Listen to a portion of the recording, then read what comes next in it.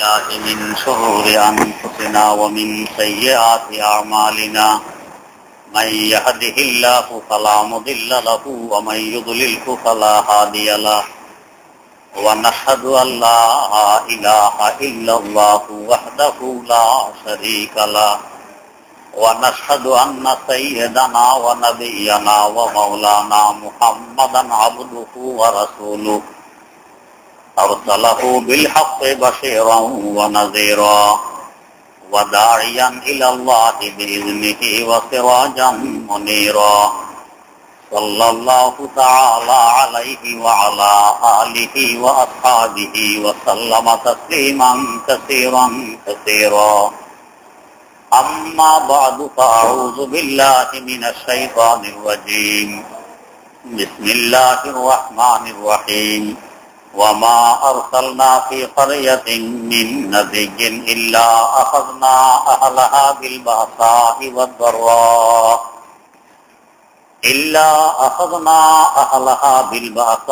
والضراء لعلهم يضرعون ثم بدلنا مكان السيئة الحسنة حتى عفوا وقالوا قد مس آباءنا الضراء والسراء فأخذناهم بغتة وهم لا يشعرون ولو أن أهل القرى آمنوا واتقوا لفتحنا عليهم بركات من السماء والأرض ولكن كذبوا فأخذناهم بما كانوا يكسبون أفأمن أهل القرى أن يأتيهم بأسنا بياتا وهم نائمون أوامن أهل القرى أن يأتيهم بأسنا ضحى وهم يلعبون أفأمنوا مكر الله فلا يأمن مكر الله إلا القوم الخاسرون صدق الله مولانا العظيم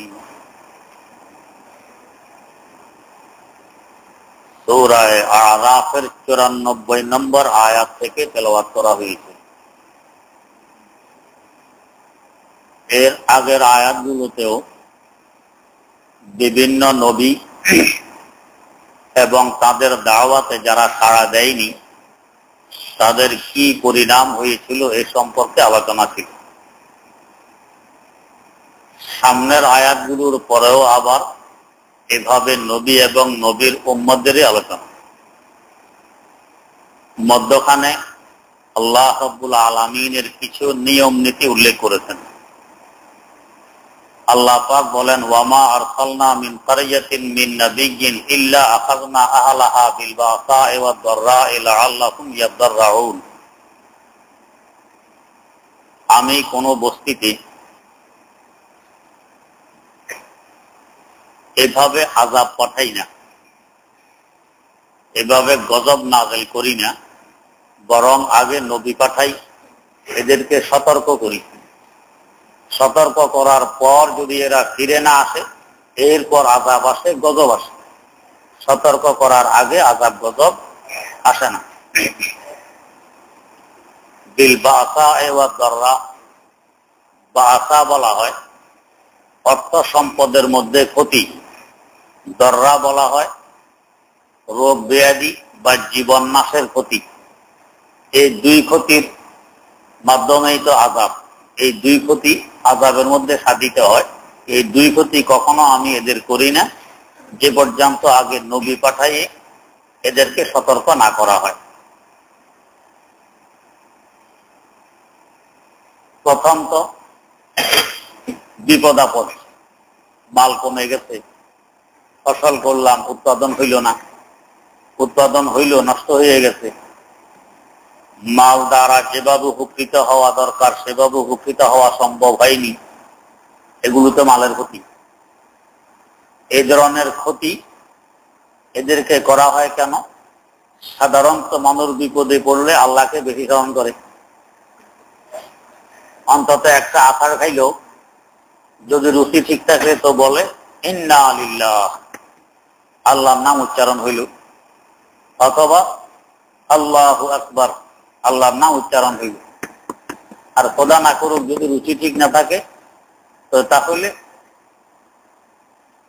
কেউ কেউ মায়ের নাম ও মা গো মা, আর কেউ দুত্তুরি, এই ধরনের কথাবার্তা। মুসলমানের শান এর দ্বিতীয় দুই কথা না বলে প্রথম দুই কথা ইন্না লিল্লাহ অথবা আল্লাহু আকবার এগুলো বলা। এই ছোট্ট একটা বিপদ, হোঁচট খাইয়ে পড়লাম, এখানেও আল্লাহকে স্মরণ করা। তো মানুষ বিপদে পড়লে আল্লাহকে স্মরণ করে, আল্লাহ পাক বিপদ দেন যাতে মানুষেরা আল্লাহকে স্মরণ করে। এই জন্য বিপদে পড়লে মানুষ নরম হয়, বিপদে না পড়লে নরম হয়। আবার মাঝে মাঝে বিপদের পরে বিপদ থেকে উদ্ধার করে কিছু সুখ শান্তি দেই। অনেক সময় সুখ শান্তিতে পড়লো মানুষ বলে আলহামদুলিল্লাহ, আল্লাহ তোমার শুকর। সুখ শান্তিতে পড়লো যদি রুচি ঠিক থাকে, এখানেও আল্লাহকে স্মরণ করে। তো আল্লাহকে স্মরণ করার জন্য আল্লাহ পাক প্রথমে দুই পদ্ধতি অবলম্বন করেন। বিপদ আপদ, অর্থ সম্পদের মধ্যে ঘাটতি, রোগ ব্যাধি ইত্যাদি দিয়ে আল্লাহকে স্মরণ করার সুযোগ করে দেন। আর দ্বিতীয় পন্থার তরিকা সুখ শান্তি, অর্থ সম্পদ বেশি দিয়ে, স্বাস্থ্য ভালো দিয়ে, আয় আওলাদ বেশি দিয়ে আল্লাহ পাক মানুষকে আল্লাহর দিকে ডাকার চেষ্টা করে। কিন্তু সুম্মা বাদদালনা মাকানা সাইয়্যাতিল হাসানাতা হাত্তা আফাউ ওয়া কানু কাদ মাসসা আবানা আদ-দাররাউ ওয়াস-সাররাউ ফাআখাযনাহুম বাগতাতাম ওয়া হুম লা ইয়াশউরুন। যদি কপাল পোড়া হয়, তো বিপদ আপদ আসলেও, সুখ শান্তি আসলেও তো বলে কি, তো ধর্ম না মানার কারণে, নবীর কথা না শোনার কারণে, কোরআন হাদিস অমান্য করার কারণে বিপদ আসেনি, বরং এটা প্রাকৃতিক নিয়ম নীতি। আমাদের পূর্বপুরুষদের উপরও এরকম আসছে। কখনো তুফান, কখনো বন্যা, কখনো অতিরিক্ত বৃষ্টি, কখনো শিলা, কখনো মহামারী। আমাদের আগেও পূর্বপুরুষদের উপর এরকম হয়েছে।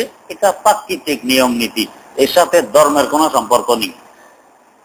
যদি এ ধরনের যুক্তি ভিতরে আসে এবং এটাকেই মনে করে বাস্তবতা, তো তাহলে দ্বীন ও ঈমান শেষ। আসলে তার উপরে এখন গজব নাযিল হয়েছে। আজ থেকে প্রায় 30-35 বছর আগে একবার আজিমপুর এক কবর থেকে ধোঁয়া বের হইতেছিল। কতক্ষণ ধোঁয়া বাইরেছে। তো পরের দিন পত্র পত্রিকায় আসতেছে যে এখানে গ্যাস জন্ম নিছে, ওইখানে এই জন্ম নিছে, দুইটার সংঘর্ষে ধোঁয়ার সৃষ্টি হয়ে ধোঁয়া বাইরেছে। আর ওলামায়ে কেরাম বলতেছিলেন যে আল্লাহ রাব্বুল আলামিনের আযাবের নিদর্শন, আযাবের কারণে ধোঁয়া বের হয়েছে। তো যাদের সেই বিচক্ষণতা আছে, এরা তো এই অবস্থা দেখে সতর্ক হয় যে আল্লাহ এই কবর থেকে ধোঁয়া বাইর হয়, আমার কবর থেকে নিয়ে আবার আগুন বাইর হয়। আর যাদের কপাল করছে, এত সতর্ক করার পরেও সতর্ক হয় না, তো সে যুক্তি দাঁড় করাবে এই কারণে ধোঁয়া হয়েছে, আদার টাদার কিছু না। তো তেমনি ভাবে আগের যুগের লোকেরা এরকম করতো, এখনো এরকম করে যে আমাদের বাপ দাদার জমানা এরকম মুসিবত টসিবত আসছে, এগুলো প্রাকৃতিক নিয়ম নীতি, এগুলো ধর্মের সাথে কোনো সম্পর্ক রাখে না। ওয়ালাউ আন্না আহলাল কুরা আমানু ওয়াত্তাকাউ লাফাতাহনা আলাইহিম বারাকাতিম মিনাস সামাই ওয়াল আরদ ওয়ালাকিন কাযযাবু ফাআখাযনাহুম বিমা কানু ইয়াকসিবুন। তো যদি কোনো গ্রামবাসী, যদি কোনো এলাকাবাসী আল্লাহ রাব্বুল আলামিনের উপর ঈমান আনে, আস্থাশীল হয় এবং তাকে ভয় করে চলে, আল্লাহ পাক বলেন লাফাতাহনা আলাইহিম বারাকাতিম মিনাস সামাই ওয়াল আরদ, আমি আকাশের এবং জমিনের বরকতের দুয়ার খুলে দিই। আকাশ এবং জমিনের বরকতের দুয়ার খুলে দিই। কি অর্থ আকাশ আর জমিনের বরকতের দুয়ার খুলে দেয়া? সময় মতো আকাশ থেকে বৃষ্টি বর্ষণ হবে, সময় মতো আকাশ থেকে যে আছড়ার প্রভাব আমাদের ফসলের উপরে পড়ার দরকার ওইটা পড়বে। আর জমিনও খুব উর্বর হয়ে পড়বে। যেভাবে যেই ফল, যেই ফসল, যে শাকসবজি উৎপাদন করতে চায়, এভাবে ওই ফল, ওই ফসল, ওই শাকসবজি উৎপাদন হয়। এটা হলো জমিনের বরকতের দুয়ার খুলে দেয়া। মাঝে মধ্যে এরকম হয়, কখনো কখনো দেখবেন শত চেষ্টা করার পরেও ফসল উৎপাদন হয় না। আর কখনো কোন রকম ফসল বুনাই আসছি, লাগাই আসছি, মাশাআল্লাহ খুব ফসল হয়ে গেছে। আকাশের বরকতের দুয়ার, জমিনের বরকতের দুয়ার আল্লাহ পাক খুলে দিয়েছেন, আর আগে খোলেননি। আমি হাজার চেষ্টা করতে পারি, বরকতের দুয়ার যদি না খোলে তো তাহলে বরকত হবে না, উৎপাদন হবে না। বরকতের কি অর্থ? বরকতের এক অর্থ হইল মাল বেড়ে যাওয়া, স্বাস্থ্য বেড়ে যাওয়া, ভালো হওয়া, এগুলো হইল বরকতের এক অর্থ।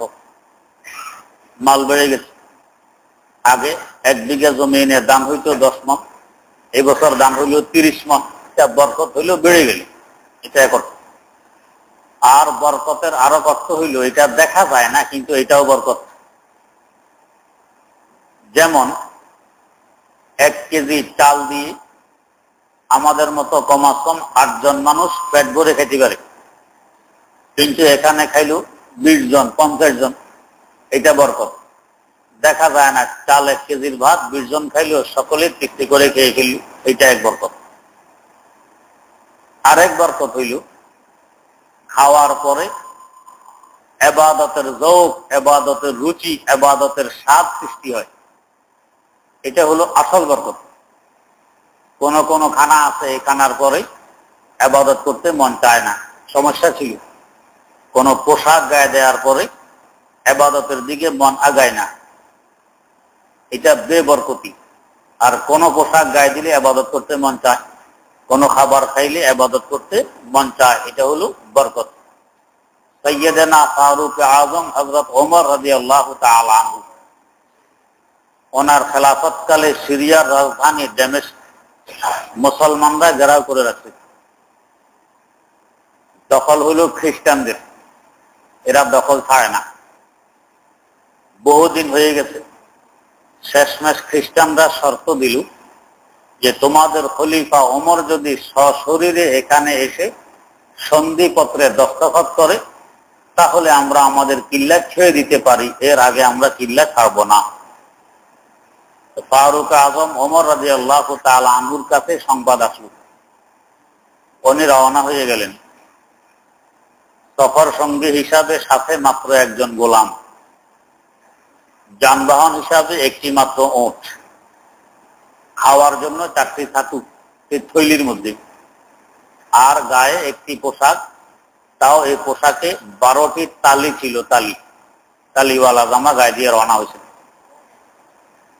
হাকিমুল উম্মত মুজাদ্দিদুল মিল্লাত শাহ আশরাফ আলী থানভী রাহমাতুল্লাহ আলাইহি আল-ইকফার মধ্যে উল্লেখ করেছেন, সিরিয়ার কাছে পৌঁছতে মুসলমানরা তাকে এগিয়ে নেওয়ার জন্য আসে। এসে দেখে যে ওনার গায়ে 12টি তালিওয়ালা একটি জামা। এরা দেখলো যে সিরিয়া রোম সম্রাটের একটি প্রদেশ, তৎকালীন বিশ্বের সুপার পাওয়ার, এদের শান ও শওকত, এদের দবদবা গর্ববর সারা পৃথিবীতে প্রসিদ্ধ। এরা যখন দেখবে যে মুসলমানদের খলিফার এই হালাত, ভালো জামা পর্যন্ত জোড়ে না, গায়ে তালিওয়ালা জামা, আর এরা আমাদের সাথে টক্কর দিতে আসে, এরা তুচ্ছ তাচ্ছিল্য করবে, হেয় মনে করবে। তাই একটি ভালো জামার ব্যবস্থা করা হইল। হযরতের সামনে পেশ করলো যে হুজুর, আপনার তালিওয়ালা জামাটি খুলে ভালো জামাটি গায়ে দিন। তো মুসলমানদের আবেগ, হযরত আবেগকে মূল্যায়ন করলেন, নিজের তালিওয়ালা জামা খুলে ওদের দেয়া ভালো জামাটি গায়ে দিলেন, কথা রাখলেন। এরপরে আবার ওদের ভালো জামাটি খুলে রেখে নিজের তালিওয়ালা জামা আবার গায়ে দিয়ে দিলেন এবং বললেন যে দেখো, আমার এই তালিওয়ালা জামার মধ্যে যে আনোয়ার ও বারাকাত আমি দেখতেছিলাম, তোমাদের ভালো জামার মধ্যে সে আনোয়ার ও বারাকাত নেই। এই জন্য তোমাদের জামা তোমাদের মুবারক হোক, আমার তালিওয়ালা জামা আমাকেই ব্যবহার করতে দাও। এই তালিওয়ালা জামা নিয়েই দামেস্কে ঢুকছেন, দামেস্কে পৌঁছছেন। কারণ ওনার রোগ, ওনাকে যে দূর থাকতে ভয় পায়, এটা ওনার জামার কারণে নয়, এটা ওনার খোদা ভীতি আর পরহেজগারি এবং তাকওয়ার কারণে। আল্লাহ রাব্বুল আলামিনের ভয় যার অন্তরে থাকে, সমস্ত মাখলুক তাকে ভয় করে। এটা হলো নিয়ম। এই নয় যে আমি ভালো জামা টামা গায়ে দিলে আমাকে মানুষ ভয় করবে বা শ্রদ্ধা করবে, এমন নয়। ওইটা তো আসবে আল্লাহর পক্ষ থেকে। না হয় আফ্রিকার মহা জঙ্গলে মুজাহিদিন ইসলামের জামাত অবস্থান করবেন, যেখানে হিংস্র প্রাণী, যেখানে প্রাণ ধ্বংসী প্রাণী সাপ বিচ্ছু গিজ গিজ করতেছে, সেখানে এরা রাত কাটাবেন। অবস্থাটা কি? জামাতের আমির দাঁড়াইয়ে বলতেছেন যেন মানুষের সাথে কথা বলেন, ও জঙ্গলের হিংস্র প্রাণীরা, সাপ বিচ্ছুরা, বাঘ ভাল্লুকেরা, আমরা শেষ জমানার নবীর সাহাবী। পরিচয় দিলেন, আমরা শেষ জমানার নবীর সাহাবী। আজ রাত আমাদেরকে এখানে থাকতে হবে, তোমরা আমাদের জন্য একটু জায়গা খালি করে দাও। বাস উনি বলতেছেন, তো দেখা যায় সাপ তার বাচ্চা মুখে নিয়ে সরে যেতেছে, বাঘ ভাল্লুক তার বাচ্চা মুখে নিয়ে সরে যেতেছে, জায়গা খালি করে দিল। ওনারা রাত্রে এখানে অবস্থান করলেন। ওনারা সচক্ষে দেখতেছেন যে চতুর্দিকে বাঘ ভাল্লুক আর সিংহ পাহারাদারি করতেছে। অন্য কোনো প্রাণী এখানে ঢুকতে চাইলে ওদেরকে বাধা দেয়। কেন? মুজাহিদদের কথা তো পুরা জঙ্গলে যায়নি, আশেপাশে যে সমস্ত প্রাণী ছিল এরা শুনতে, অন্যরা তো শোনেনি। তাই অন্যরা এখানে আসতে পারে, এদেরকে কষ্ট দিতে পারে, এদেরকে খাইতে পারে, আক্রমণ করতে পারে। তো যে প্রাণীরা এদের কথা শুনতে, এই প্রাণীরা ওদেরকে বাধা দিয়ে রাখতেছে, এই এরিয়ার ভিতরে ঢুকা যাবে না। এখানে শেষ জমানার নবীর সাহাবায়ে কেরাম অবস্থান করতেছেন। এই ভয়ে ওনাদেরকে পাইল কেন? ওনাদের তো তখনকার অবস্থা ছিল জীর্ণ শীর্ণ। এই ঠাট বাটের জামা কাপড়, পোশাক আশাক এগুলি তো ওনাদের কাছে ছিল না। তাহলে প্রাণীরা পর্যন্ত ভয় কেন পাইল? এদের অন্তরে আল্লাহ রাব্বুল আলামিনের ভয় আছে, এই জন্য এরা এদেরকে ভয় পেয়েছে। তো হারকে তরসাদ আযহাক তাকবাগুজিদ তরসাদ আযবায়ে জিন্ন ইনসো হারকে দিদ তরসাদ আযবায়ে জিন্ন ইনসো হারকে দিদ। যার অন্তরে আল্লাহ রাব্বুল আলামিনের ভয় থাকে, এর সকলেই ভয় পায়। আমাদের কুমিল্লার প্রসিদ্ধতম বুজুর্গ কুতবে ওয়াক্ত কারি ইব্রাহিম রহমতুল্লাহ আলাইহি, উজানির প্রথম পীর, যখন তিনি উজানি এসে বাড়ি করলেন, চতুর্দিকে কাঁটা বনার জঙ্গল, নিজ হাতে জঙ্গল সাফ করতেন। জঙ্গল কাটতে কাটতে সাফ করতে করতে ভিতরে ঢুকে দেখেন এক গুম্বুদওয়ালা একটি ঘর জঙ্গলের ভিতরে। কাটতে কাটতে যখন ঘরের দুয়ার পর্যন্ত পৌঁছছেন, দেখেন ঘরের ভিতরে বাচ্চা কতগুলো নিয়ে বাঘ আরাম করতেছে, ঘুমায় বাঘ। আমরা হলে দাওটাও থুয়ে দিতাম দূর, যে ভিতরে বাঘ, সর্বনাশ, আমাকে নিয়ে আবার আক্রমণ করে। উনি ঘরের দুয়ারে দাঁড়াইয়ে বাঘের সাথে কথা আরম্ভ করতেন, বলতেছেন, বাঘ, ঘর দুয়ার তো আমাদের মানুষের জন্য, তোদের জন্য ঘর দুয়ার লাগে না, বিল্ডিং লাগে না, গাছতলা যথেষ্ট হয়। এক কাজ কর, তুই গাছতলায় চলে যা, ঘর এটা আমাকে ছেড়ে দে। বাঘ কি বলতেছে? বাঘ ঘুম থেকে কল্লা তুলে দেখে কে এখানে কথাবার্তা বলে। আমরা হইলে বাঘ উঠে এসে এক থাপ্পড়ে মাথার বাটি নিয়ে দিচ্ছি, কিন্তু বাঘ কল্লা তুলে তাকাইলেও আল্লাহর এক বান্দা বাঘের সাথে কথা বলে। বাস, বাচ্চাগুলো মুখে নিয়ে ঘর ছেড়ে গাছতলা চলে গেছে। আর কে তরসাদ আযহাক তাকবাগুজিদ তরসাদ আযবায়ে জিন্ন ইনসো হারকে দিদ তরসাদ আযবায়ে জিন্ন ইনসো হারকে দিদ। তো তাকওয়ার পরহেজগারির বরকতে সমস্ত মাখলুক তাকে ভয় পায়। এটা পোশাক আশাকের কারণে নয়।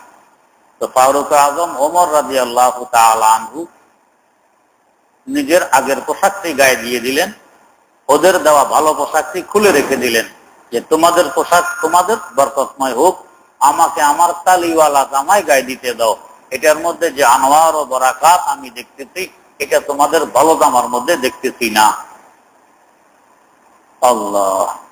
তো তাহলে এই পোশাকের বরকত, এটা হলো এক বরকত। এই পোশাক গায়ে দিলে ইবাদত করতে মন চায়, আনোয়ার ও বরাকাত পরিলক্ষিত হয়। আর আরেক পোশাক আছে, এটা গায়ে দিলে ইবাদত করতে মন চায় না, গুনার দিকে মন যায়, এটা বেবরকতি পোশাক। আল্লাহ। আমি একাধিকবার হয়তো এখানে শুনেছি দেওবন্দের একটি ঘটনা।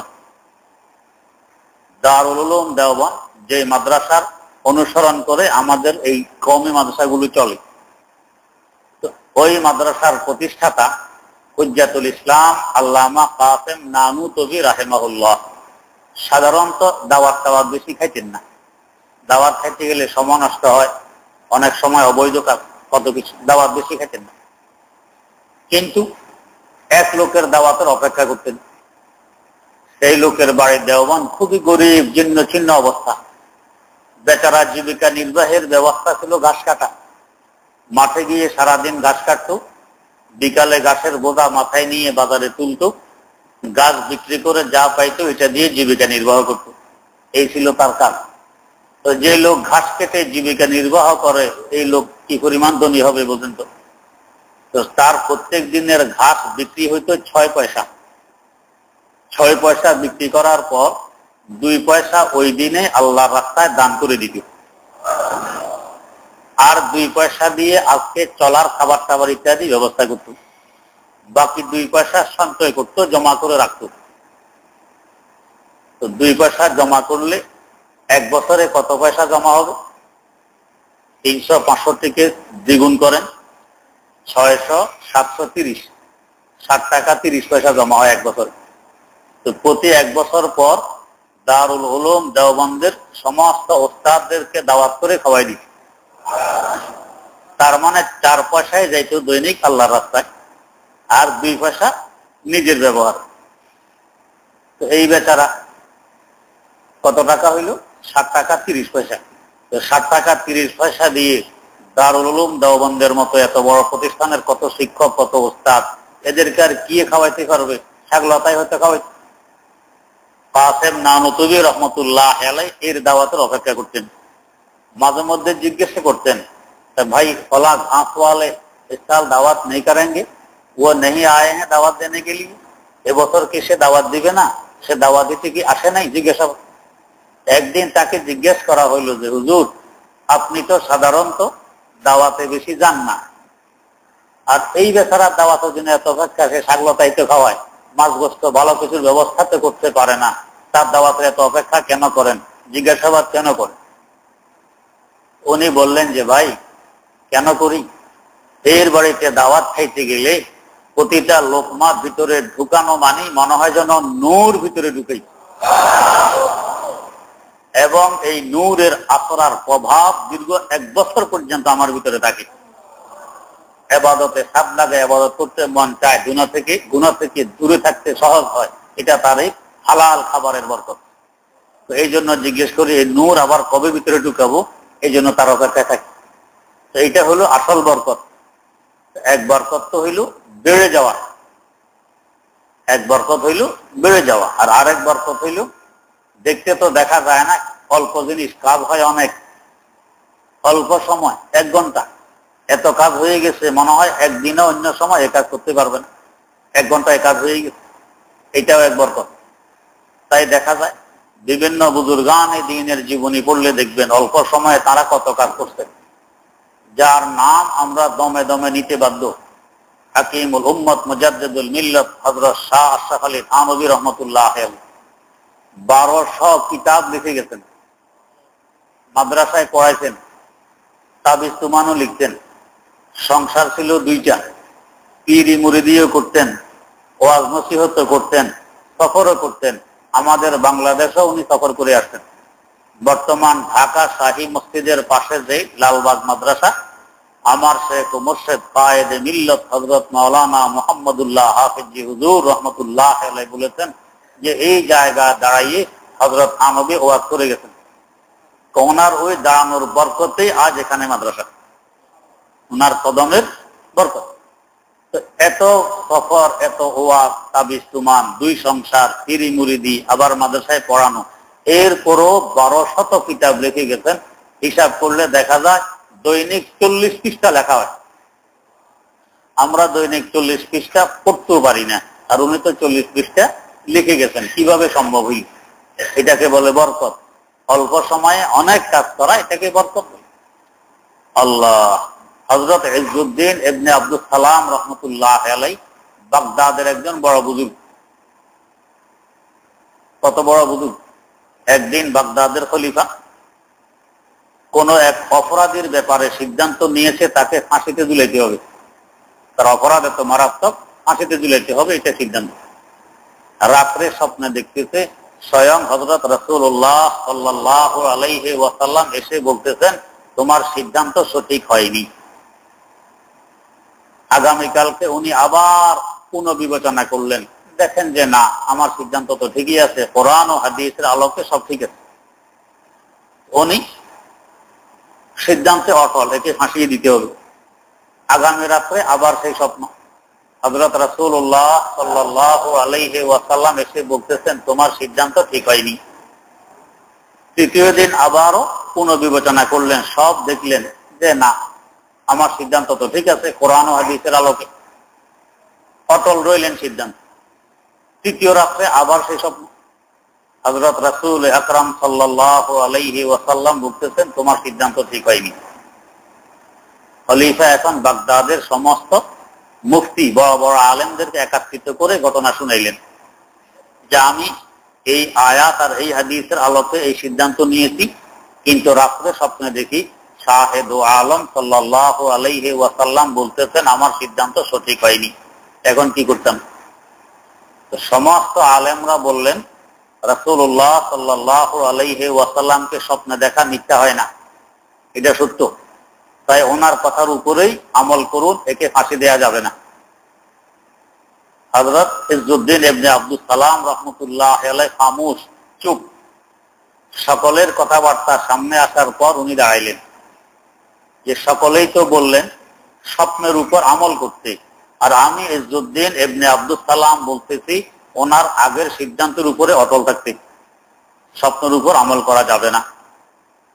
সবাই তো জানে উনি অনেক বড় আলেম, বড় বুজুর্গ। জানতে চাইলেন হুজুর কিসের উপর ভিত্তি করে আপনি দুঃসাহসিকতার পরিচয় দিতেছেন? তো বললেন যে দেখো, স্বপ্নে দেখছে খলিফা, তাকে রাসূলুল্লাহ সাল্লাল্লাহু আলাইহি ওয়াসাল্লামকে, কি অবস্থায়? ঘুমন্ত অবস্থায়। তো যাকে স্বপ্নে দেখছে ইনি এখন দুনিয়াতে নাই, ইন্তেকাল করে গেছেন। আর যে স্বপ্নে দেখছে হেও 15 আনা মরা। ঘুম গেলে মুর্দার ঘুমন্ত ব্যক্তির কোনো ব্যস্তম আছে? মুর্দার নিঃশ্বাস নেই, তার নিঃশ্বাস আছে এতটুকুই, এটাও 15 আনা মরা। আর দেখছে ঘুমন্ত অবস্থায়। সজাগ হওয়ার পরে কতটুকু মনে আছে না আছে এর নেই বিশেষ। এরপরে তার ব্যাখ্যা বিশ্লেষণ কতটুকু সঠিক হয় আর না হয় তার নেই বিশ্বাস। এত সন্দেহ এর মধ্যে। আর কোরআন ও হাদিসের আলোকে উনি যে সিদ্ধান্ত নিয়েছিলেন, এই কোরআন ও হাদিস যখন আল্লাহ রাসূল সাল্লাল্লাহু আলাইহি ওয়াসাল্লাম রেখে গেছেন সাহাবায়ে কেরামের কাছে, তখন তিনিও জিন্দা, যাদের কাছে রেখে গেছেন এরাও জিন্দা, এবং সজাগ অবস্থায়, ঘুমন্ত অবস্থায় নয়, সজাগ অবস্থায় দিয়ে গেছেন। তো জিন্দার পক্ষ থেকে জিন্দার কাছে সজাগ অবস্থায় কোরআনের হাদিস আসছে, ওইটাই বলতেছে এই। আর যিনি জিন্দা নাই এখন, ওনার পক্ষ থেকে আরেক 15 আনা মুর্দা ঘুমন্ত ব্যক্তির কাছে স্বপ্ন যুগে আসছে। এত সন্দেহ, আপনারা এই সন্দেহের উপরে আমল করবেন না যেখানে বিন্দু মাত্রা সন্দেহ নেই, জিন্দার পক্ষ থেকে জিন্দার কাছে সজাগ অবস্থায় আছে কোরআন ও হাদিস, এটা বাদ দিয়ে না ওইটার উপরে আমল করবেন? এখন সকলের মাথা নিচু। তো কথা তো ঠিকই আসলে। তো কত বড় বিচক্ষণ আলেম ছিলেন ইজ্জুদ্দিন ইবনে আব্দুস সালাম রাহমাতুল্লাহ আলাইহি। কিতাব লিখতেন। ওই যুগে এই যুগের ন্যায় কলম ছিল না যে বাজার থেকে কিনলেই পাওয়া যায়। তখন কলম হাতে বানাইতে হইছে। ছোটবেলায় আমরাও হাতে বানাইছি, এখন আর ছোট বাচ্চারাও হাতে বানায় না, বাঁশের কঞ্চি দিয়ে বানাইছি। আর কিছু কলম কাঠের পাওয়া যাইত, দোয়াতের মধ্যে চুবাইয়ে তারপরে লিখতে হইছে। আল্লাহ! তো এইভাবে লিখতে লিখতে কলমের মাথা ক্ষয় হয় কাগজের ঘষায়। কতদিন লিখলে পরে ক্ষয় হবে কলমের মাথা আন্দাজ করুন। কি পরিমাণ লিখলে পরে ক্ষয় হবে? তো ক্ষয় হইলে এখন লেখা মোটা হয়ে যায়, এইটাকে আবার চিকন করতে হয়। চিকন করতে যে অস্ত্র দিয়ে, এটাকে বলে কলম তারাশ। আমাদের দেশে কলম তারাশ বলে। এটা ফার্সি শব্দ কলম তারাশ। তারাশ ইদান ছিল না, যেই ছুরি দিয়ে কলম চিকন করা হয় ওই ছুরিকে বলা হয় কলম তারাশ। তো উনি এই কলম তারাশ দিয়ে, ছুরি দিয়ে কলম চিকন করতেন। তো চিকন করলে কলম যে একটু কাটা পড়ছে, এই কাটা কুড়া কর্কট গুলো উনি সংরক্ষণ করে রেখে দিতেন, নষ্ট হইতে দিতেন না।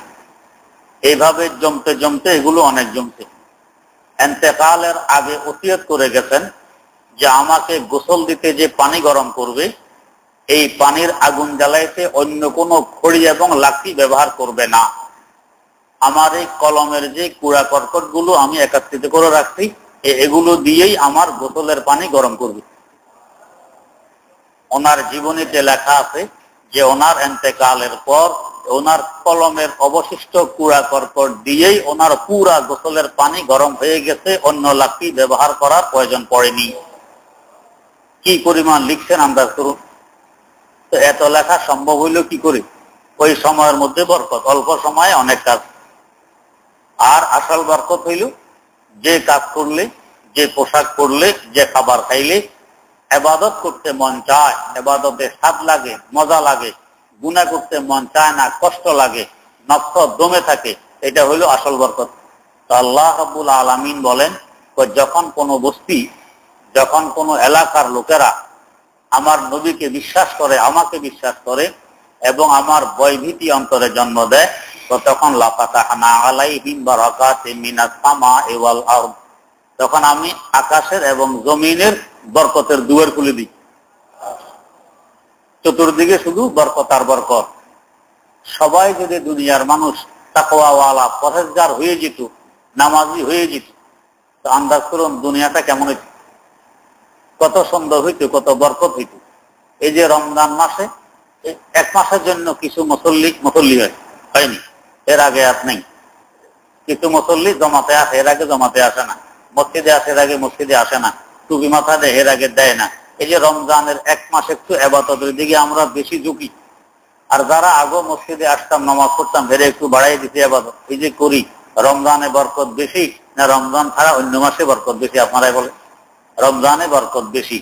জিনিসপত্র, ফল ফ্রুট, তাই সামান, কাপড় চোপড় সহকারে সবকিছু বাজারে অন্য মাসের তুলনায় বেশি পাওয়া যায়। পয়সা কড়িও হাতে অন্য মাসের তুলনায় বেশি আসে। যে কিসের বরকত? ইবাদতের বরকত। আল্লাহ রাব্বুল আলামিন বলেন, ওয়ালাউ আন্না আহলাল কুরা আমানু ওয়াত্তাকাউ লাফাতাহনা আলাইহিম বারাকাতিম মিনাস সামাই ওয়াল আরদ, যদি কোন আহলে কুরা, কোন গ্রামবাসী, কোন এলাকাবাসী ঈমান আনে এবং আমার তাকওয়া ভিতরে জন্ম দেয়, তাহলে আমি তাদের উপরে আকাশ এবং জমিনের বরকতের দুয়ার খুলে দিই। ওয়ালাকিন কাযযাবু ফাআখাযনাহুম বিমা কানু ইয়াকসিবুন, কিন্তু ওই আগে যে আলোচনা হয়েছিল এই কাফের গুলো, এদের উপরও আমি বরকতের দুয়ার খুলছিলাম, যে দেখি আমার শকর করতে করতে নি অন্তত আমার কথা মানে, আমাকে বিশ্বাস করে। কয় না, দেখি যে উল্টাই হয়, উল্টা হয়। ফাআখাযনাহুম বিমা কানু ইয়াকসিবুন, এদের নিজের হাতের কামাইয়ের বরকতে এদেরকে আমি আযাবের মধ্যে গ্রেফতার করে ফেলেছি, এদেরকে আমি শাস্তি দিয়েছি। কেন? যে আমি অনটন দিয়ে, দুঃখ কষ্ট দিয়ে, রোগ বিমারে দিয়ে পরীক্ষা করছি, এরা আসে নাই ফিরে। এরপরে অর্থ, স্বাস্থ্য, সুখ শান্তি, বরকত ইত্যাদি দিয়েও পরীক্ষা করছি, আসে নাই। তো যখন আসে নাই, এরপরে আমার আযাব আসছে। এটা আমার নিয়ম। আমি পরীক্ষা ছাড়া, সুযোগ ছাড়া এভাবে আযাব দেই না। আল্লাহ, দুঃখ কষ্ট দুর্দশা, আবার সুখ শান্তি, ফরাওয়ানি, মাল সম্পদ বাড়া, এই দুইটাই কখনো পরীক্ষার জন্য হয়, আবার কখনো আযাব হিসাবে হয়। কারো জন্য উপকারে আসে, কারো জন্য ক্ষতিকর হয়। যদি দুঃখে কষ্টে পড়ার পরেও আলহামদুলিল্লাহ, আল্লাহ আমাকে তো আরো কষ্ট রাখার দরকার, আমি যেভাবে নাফরমানি করি, তুমি তো ভালোই রাখছো, বুঝতে হবে এটা তার রহমত, তার তরফে আর উন্নতি হইতেছে, এটার বরকতে আল্লাহ পাক এই জন্য এটা দিচ্ছেন। আর যদি খোদা না করুক, খোদা না করুক বলি, যে আল্লাহ আমারই দেখছে শুধু, হ্যাঁ, আর দুনিয়ার কাউকে দেখা নাই, এই রোগটা আমাকে দিতে, আমি কি অপরাধটা করছিলাম? নামাজ পড়ে না, নামাজ পড়ে না, ঘুষ খায়, সুদ খায়, তো কি অপরাধটা করছিলাম? এক পতিতা নারায়ণগঞ্জ পতিতালয়ে থাকে, জ্বর, আরেক পতিতা গেছে দেখতে 15 দিন পরে, 15 দিন পরে দেখতে গেছে।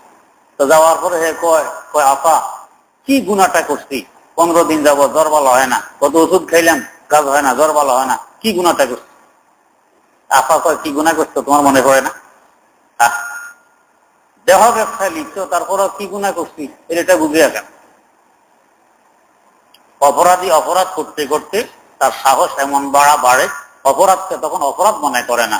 সেই গুনারও এটা স্বভাব, গুনাহ করতে করতে সাহস এমন বাড়ে, মনে হয় যেন এই নাকের আগায় একটা মাছি বসছে, না দিলেই তো মাছি চলে যাবে। এখন 15 দিন অসুখ বলা হয় না, এখন কি গুনাহ করছি এটা বুঝে আসেন।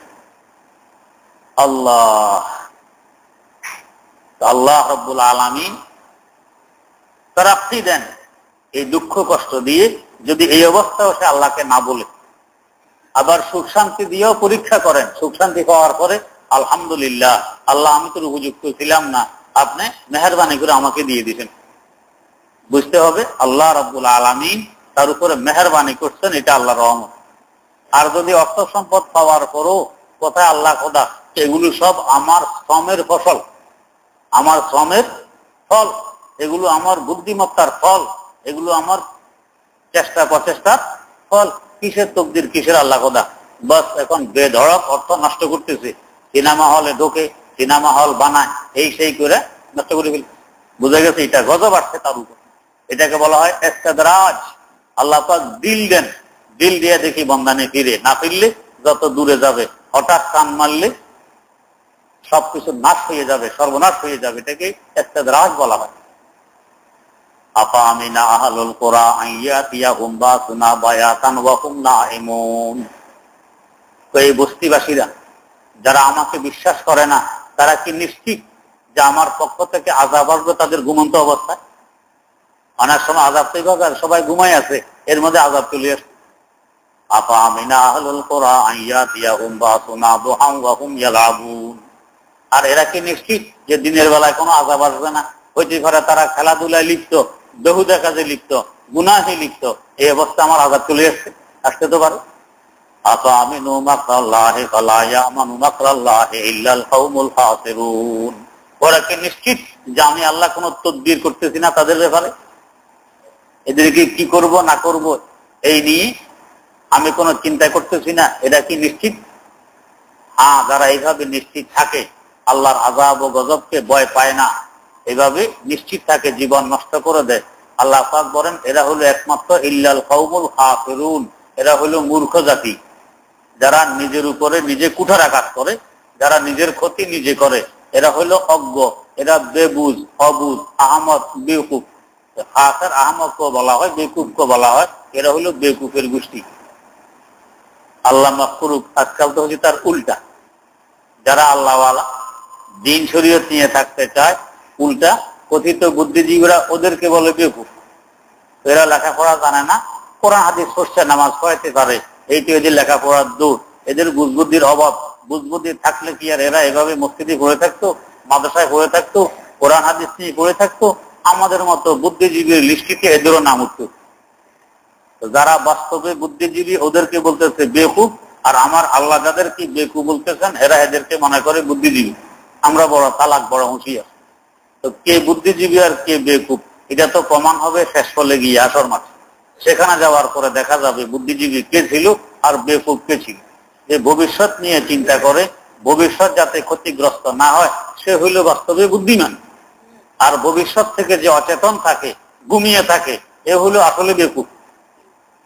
আমাদের মওতের পর যে একটি ভবিষ্যৎ আসতেছে, এই নিয়ে চিন্তা ফিকির যারা করে না, এরা নিজকে নিজে এখন মনে করে বুদ্ধিজীবী, আর যারা এই নিয়ে চিন্তা করে এদেরকে মনে করে বেকুফ। আল্লাহ রাব্বুল আলামিন সহি বুঝে আমাদের সকলকে উভয় জাহানে ধন্য হওয়ার তৌফিক দান করুন। সুবহানাকাল্লাহুম্মা ওয়া বিহামদিক, আশহাদু আল্লা ইলাহা ইল্লা আনতা, আস্তাগফিরুকা ওয়া আতুবু ইলাইক।